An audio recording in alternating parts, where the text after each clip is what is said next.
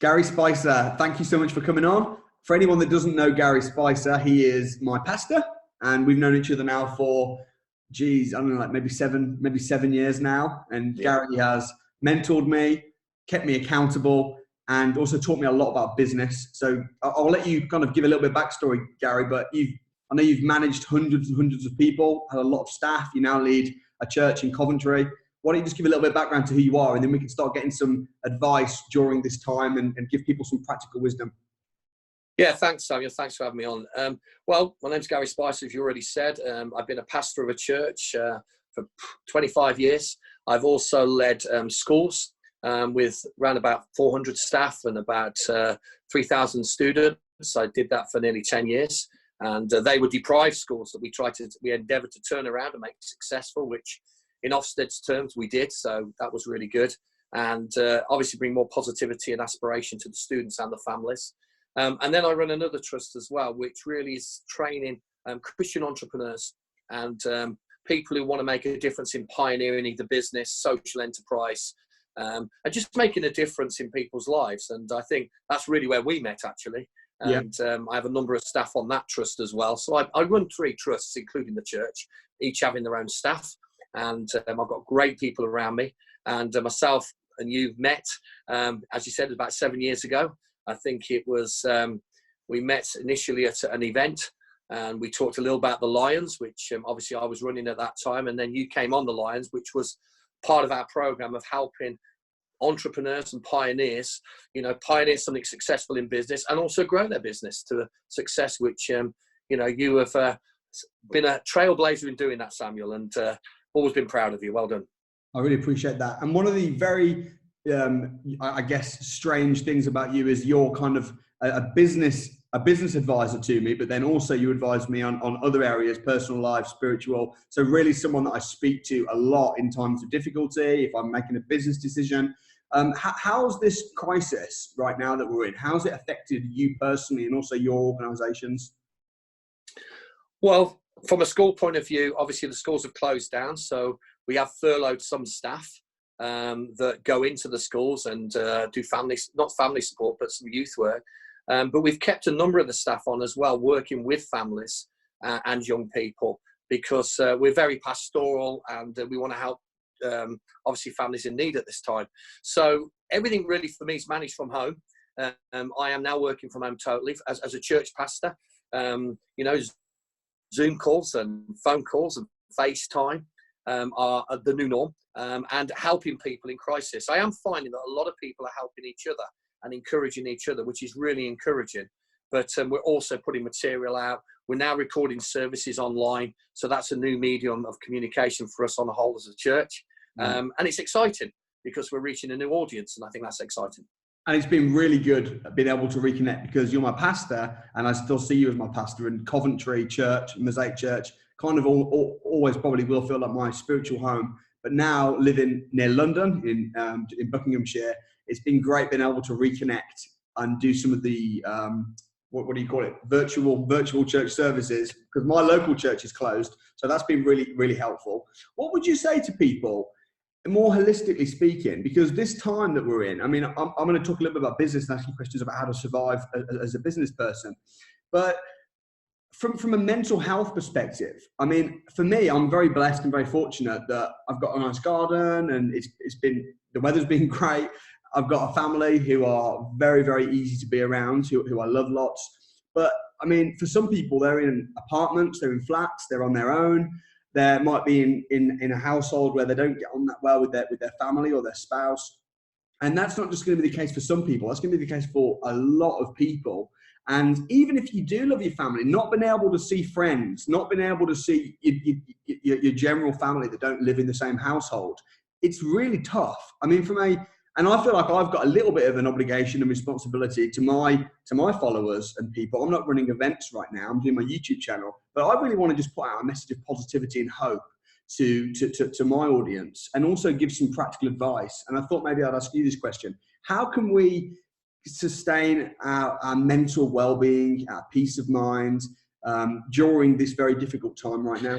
Well, I think, it's a great question. And as you said, many different people have different contexts. And if you live in a place where you've got space, I think, first of all, that's probably easier and also a resource. But there are a lot of people who I'm actually working with who don't have space, don't have a lot of resource. And there is a real struggle, sometimes single parents with, 3 or 4 kids, for example, and trying to do homeschooling and then trying to get the groceries and, trying to keep kids occupied. I think the first thing that we have to do, whether we're a parent, leader, business leader, is be disciplined, create a new routine, which creates a new rhythm. I think routine is the first thing. Discipline, routine, and rhythm then gives a momentum for us to have a bit of a new normal. Now, I don't think this new normal we're in will stay. I think it will be a new normal, if I can put it like that. But we've got to make a transition to that by not just staying as we were. And I think if we just stay as we were, then I think it affects our mental, it affects our emotional and spiritual well-being. And ultimately then our relational well-being with those who we may genuinely love but become frustrated with. And of course, I've been married 35 years now, Samuel, a little longer than you. But in that side of things, obviously I'm seeing my wife every day, every hour. And, in one place you would think, isn't that wonderful? But there are some times where we don't argue, but we do have a few intense discussions. And in those moments, we've got to learn how we can give each other space, even just within the home. And just understand that we are in this new normal. So I think discipline, getting up at a certain time still, being able to have a routine which says I'm going to do this piece of work, I'm going to do this with my family, I'm going to do this for myself, even if it's reading or self-study or going online, is really important. I think those who don't create that, it can create our mind can wander. And if our mind wanders too much and we give it too much space without routine, then I think that's where mental illness can kick in a little bit as well. And also, to be fair to people, those who may feel very fearful about this situation, I just want to say it is only for a season. We will come through this, but how we come through is important, even individually. And I think if we do the right things in this period, we can come through stronger and then achieve more in life. Yeah, that's great. I really appreciate that. And I think I agree, routine's really important. Me and my family have been really getting into a good routine, healthy, working out, spending time, thinking, strategizing. What do you think? Because I know you're quite humble. You do advise a lot of, large business owners. Do you think that this is all bad? Do you think that there's any opportunities from an economic position? Before, a little disclaimer I will say is I put a post up on my social media about some of the opportunities that I believe this is creating, and also the opportunity not only to make money, but also to be productive and to be disciplined and to read books and to learn, educate ourselves. And I think there was a few people that were actually almost offended by the post, because in their mind, they're saying, actually, we don't want to thrive in this. We just want to survive through this. We've got kids, and you're talking about making money and opportunities. So I want to be sensitive to anyone that might be really struggling, but I can't help as an entrepreneur, but try and find the opportunity.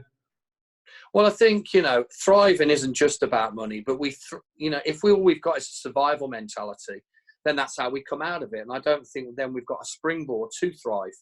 And I think, we can find ourselves, and we know that every time of pressure, whether it be war, which we're kind of in at the moment, but pandemic war, actually produces pressure. But in pressure, it produces innovation.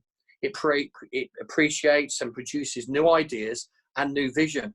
So I do think, as much as we may feel we're in a prison, I would term it we're in an incubator.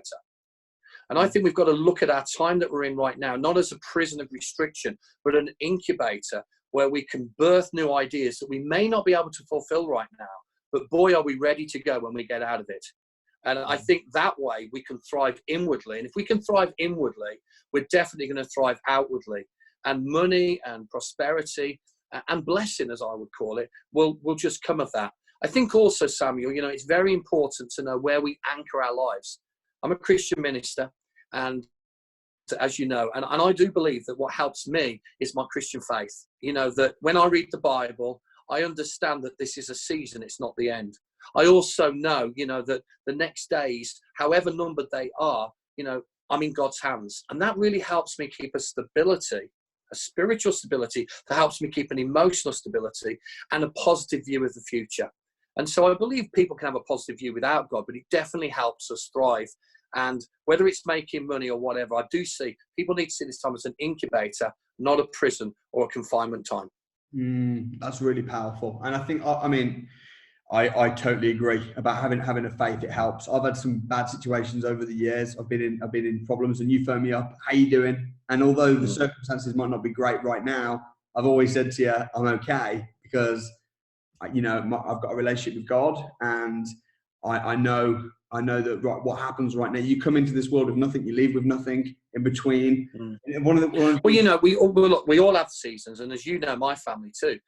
Only 15 months ago, we had the shock news of our 28-year-old son, who's we love dearly, suddenly have a seizure and be diagnosed with 2 brain tumours. They were dark days. And in those dark days, you get to know who you are as much as how you respond. And I do feel that at times like that, and people may feel in dark days, listen to this now, whether it's business or life or relationship, they may feel it's just a dark day. They can't see the end of the tunnel. But in those moments, I've got to say, faith in God really helps me. And I'm not just saying it because I'm a minister. I'm a little older than you, a lot older than you. But in those journeys, and the journey we had with our son, he did come through it, as you know. But there were some really dark days. There were some dark days in hotels. There were some dark days on planes. There was dark days when I was there by the surgery and just waiting for him to come round. And you ask a lot of questions, like I'm sure a lot of your listeners are asking right now. They never expected this. It's the unexpected. But in the unexpected, we've got to know where our anchor is. And, for me, my faith is an anchor. And out of that faith, it helps me discipline, put a routine in, get a new rhythm. Yeah. And then we start to thrive. Yeah, that's great. What would you say? Because I mean, even from my perspective, I know we spoke because you helped me on the charity side of things. So we've got projects going on in Africa. We were just about to start some school works, building of some schools in Uganda, and then this happened. So now it's like, okay, well, our builder's even working. We're more reserved and careful now with finances. And I know you've encouraged me. You said actually sometimes when you've got a lot, it's easy to give. But when you're like, oh, geez, what's going to happen next month? Because on my property business now, things were going swimmingly well. And not to say they're going bad now, but it makes you think, geez, what's going to happen if this happens? Or if value is undervalued properties, and suddenly you do feel slightly out of control. You do feel, okay, what's going to happen? And you said to me, actually, when you can continue giving through that, it's almost an even more beautiful thing. What did you mean by that? Well, when I say it's a beautiful thing, I think, times like this, our values are tested. Yeah. So, for me, giving is a value. It's not just a habit. And values stick through good and bad. And I accept, amounts can change and different things because figures change even in business. But I think if helping others, generosity and giving is a value, I don't care what season it is, we should continue with it.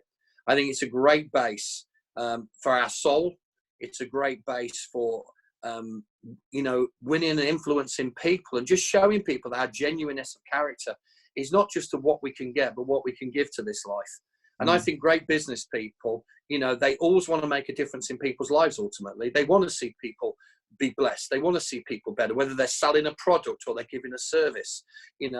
As a church minister, as a school leader, I want to see people better themselves. Well, that doesn't change in bad times. It may have the way I do it change. So, for example, my daughter, she's furloughed and she works for a company. And, we live on a small estate and I'm running food banks and feeding people and trying to help. And she got up one morning and said, Dad, I want to help you. She's 19. And I said, what do you want to do? She says, I'm going to push a handwritten note through everyone's door in our estate and then put a box outside our house and just say, could you donate a few tins to the food bank in Coventry? We were inundated with people knocking the door. Not only did we get, obviously we did the social distancing, but in the midst of talking with them, we didn't get a tin of beans. We got a conversation. We actually built a relationship. In fact, I would say in our estate now, there's business that I can do with these people in the future. Not that we ever set out to do that, but by giving, it connected us and it was a value connection of giving to others. And I just want to encourage people in business and whatever they lead right now, that, don't compromise your values in times of this, because it's your values that keep you steady and see you through.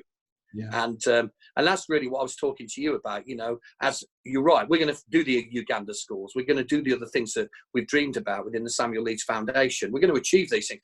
There's a delay, but there isn't and there may be a delay, but there's not going to be a postponement in the sense of, or cancellation of what we're going to do. There's just a delay. Yeah, that's really powerful. And I think it does test you, because when you're worried about, certain staff, it'll be very easy to get into panic mode as a business owner, and to just let go and to pull the plug on things, and to really lose focus. But sorry, just to give you another example, Samuel, that your listeners may know. I run a festival of down south each year called Big Church Day Out, and there's about 27,000 people go to that, and that's in May. We've had to pull the plug. Well, all the effects of that, from organisation, staff, refunding tickets, there's no way we can do it this year, has been an absolute major headache and nightmare. And I'm sure, again, some of your people are there going, I've got major headaches. But there's always a way through. We've just got to allow our creativity. And we've furloughed people, we've gone to people, and actually, it's not going bust. And it will be on next year. But we've had to be really creative.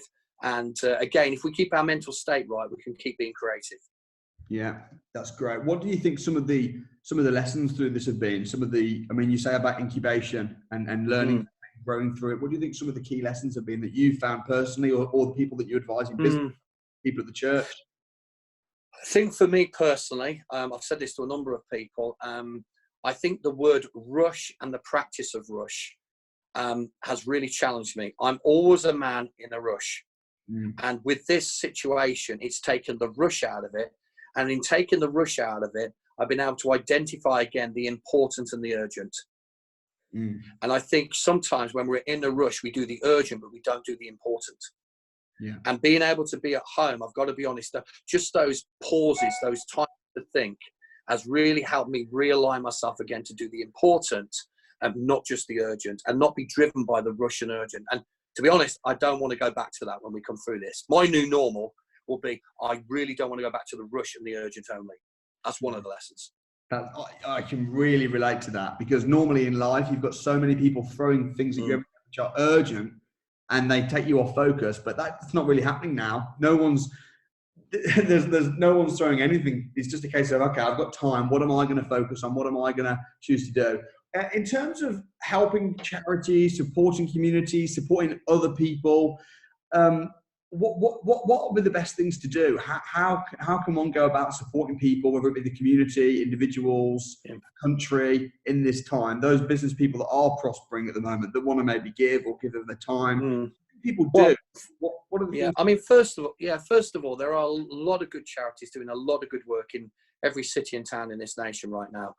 Food banks are one of them, but there's many others. And I gave the example of my daughter collecting food. I mean, people could do that. They could donate money to Food Bank, and all of them are registered charities, or they could buy some goods and donate them. I think, we haven't got to create something new in this season in charities. We've got to help those who are already experienced in doing. And, in our own city, we've just been charged by the council, for example, to make sure that we can feed thousands. I mean, we're looking near enough up to 10,000 a week. And the council are giving us some money for that, but they haven't got the infrastructure, but we have. And also the council, some of your listeners may not know this, but none of the public sector workers, well, very few can be furloughed. So they're paid full, but some of the work is limited. So the council have given us and lent us workers so we can set up food banks across the city, because a lot of the volunteers were older volunteers. And because they're in the vulnerable group, they all disappeared when the government told them to spend 12 weeks in isolation. So we lost a whole volunteer bank. But now we're getting furloughed people volunteer. So we've got furloughed people that are volunteering. We've got business people that are volunteering. And time becomes more precious than money, dare I say. So people can give their money, but if they've got some time, that's become the precious commodity as well. Volunteers packing up care packages, packing up lunches for children who have free school meals, but now there's no schools cooking. And, there's a lot of vulnerable families out there, but there's a lot of good charities. So I'd encourage your listeners again to find out what charities are really cutting it in their area, and either donate their time or their money, and get a momentum to support, because they're doing a great work. Yeah, that's good. I mean, I'll say it while I've got you on the call, because it's not something I usually talk about. But when I was starting out in business, I had this sort of guilt complex a little bit around I should be doing more. I should be helping the homeless. I should be. And it was this almost pulling of, do I want to make money and be a business person, or do I want to actually be more involved in my church, get more involved with charities? And I split my time between the two for the first sort of few years of being in business. And it was just this niggling. And then I realized actually my time is better spent working on my business, and then don't just being generous and giving money, because my time being spent helping the homeless on the streets and stuff, not saying I shouldn't do that, but actually I didn't feel it was as effective. I felt I was going to make more of an impact actually focusing on making money and being generous with it. What do you think about that? Well, that's a great question. You might not like the answer to this one, but I'm going to give it you anyway, and your listeners will be pleased. Well, I think first and foremost, every one of us needs to go to the zone that we've got the skill to do, whether, and I think, you definitely have the skill to make money, Samuel. You have the skill in property. So I think, that's the right zone. The challenge that successful people have is to remember those promises they made themselves when they didn't have much. Because the point is, like I said to one very successful businessman just recently, I said, your challenge isn't how much you give, it's how much you keep. And I think, we have to, have people around us that challenge us. We have to have people around that don't just agree with us all the time. Successful people I'm on about. And the Bible talks about iron sharpening iron. And when that happens, there's some sparks. So there's always going to be a bit of disagreement. But I think it's healthy for people like you to have people that challenge you. And so that what you say, I want to be generous, that people say, what do you mean, Sam? Because generosity is very subjective as well. Someone could say, I'm a millionaire and I'll just give £1,000 somewhere, but that's not an equal sacrifice to a single parent who's just give £100 somewhere that's earning next to nothing. Yeah. So the point is never the amount, it's a sacrifice. Yeah. And of course, as we get more resources, we've got to not be challenged by the zeros. We've got to be challenged by the sacrifice. Yeah. And we've got to remember where we came from. And so I think, it's really important that, successful people do give back to society, and many do, and you do too, I know that. But it's that actually they become a river and not a reservoir. Look how much I've got. Look, there's nothing we need to be embarrassed about in having nice cars, nice houses. Someone once said to me, the problem isn't what we've got, it's what's got us. Yeah. And I think giving challenges what has got us. A quote that I used quite a lot, which came from you, is you said everything on this earth is leasehold. We don't actually do anything. We just hold it. And what did you mean by that? Well, I think that's true. I think as a Christian and someone who loves God, I believe that, one day, many years ago, I gave my life to God, which meant, everything I am, everything I own is his. He's the giver of all things to me. Now, I know I work, I know I earn, but he gives me health, he gives me energy. I believe he gives me favor and opportunity, in business and in life. I really believe that. I believe that my days are ordered by the Lord. So in that, I have a responsibility that when I gave my life to God, I then gave everything I own to God. And he gave back to me to steward those things. So in many ways, a steward is someone who stewards someone else's property. I've got to look after it. And I believe that God owns everything I have. And so I'm a leaseholder. And he's the freeholder. And one day he's going to ask me and say, Gary, what did you do with what I gave you? And I need to answer to that. Yeah. And I believe that every human being, in one way or another, with eternity in mind, maybe not on this earth, some will have to give an answer, but in eternity, everyone will give an answer. And the question will be, what did you do with what I gave you? And that can be little or much. And I want to have as best a conscience I can that I was generous and I didn't just keep, I gave. But there's no embarrassment of people having. It's just making sure that we're a flow of blessing. We're not just people who just keep. Yeah, that's so good. And I think as well, anyone listening to this, I think it's really important when you become successful to have people around you, whether it's you're in a church and your pastor, or you might not be a Christian, you might not be in a church, but just having people around you that can hold you to account, that can speak into your life and keep you grounded. Interesting thing about Gary is that, Gary, you kind of, I mean, when we met, I was already doing all right in property and I was doing pretty well, but nothing like to the extent that I am now. So you've kind of helped me and supported me on my journey up, but then also hold me account and keep me grounded and level-headed. So you've kind of been... Yeah, and keeping you grounded isn't to keep you down. It's to actually guide you flying. I once went in a glider and I was put in the front, but the pilot was behind me. So like, you know, I could look like I was driving, but it was the pilot behind me that was really steering the glider. And I think sometimes we've got to be like that. We may be in the front seat in the whole view, but we've got to understand that certainly as a Christian, that God's the one who's controlling the deal. And he sees the bigger view than we do. And I think keeping you grounded is never to keep anyone down. And, you know, I want to say, you know, those who are not Christians listening to this, you know, we all have a moral compass. It's come from somewhere.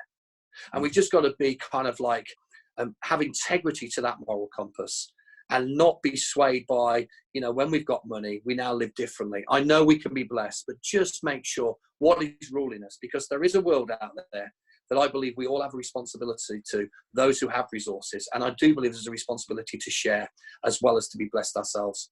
Yeah, that's great. What's it been like working with me then for the last sort of 7 years? Samuel, you've been my hardest student I've ever had. And I know you do an academy, but man, the academy that you've been on, yeah, you're one of those that I've had to, as a teacher, kind of really lose sleep over. No, you know what, Samuel? The heart in you is great. Your enthusiasm is infectious. You're an incredibly positive person. And I think, you know, it's guiding that power and that energy so that it doesn't go off on a tangent, but it really achieves all that you want it to achieve. And so for me, I don't have to get the engine started with you. I just have to try and sometimes kind of pull you into the lay-by and have a chat, and then get you back on the motorway. You know what I mean? So at least you're moving. There's too many people that park their ship in the harbour and never sail. You definitely want to be on the high seas sailing, and I like that about you.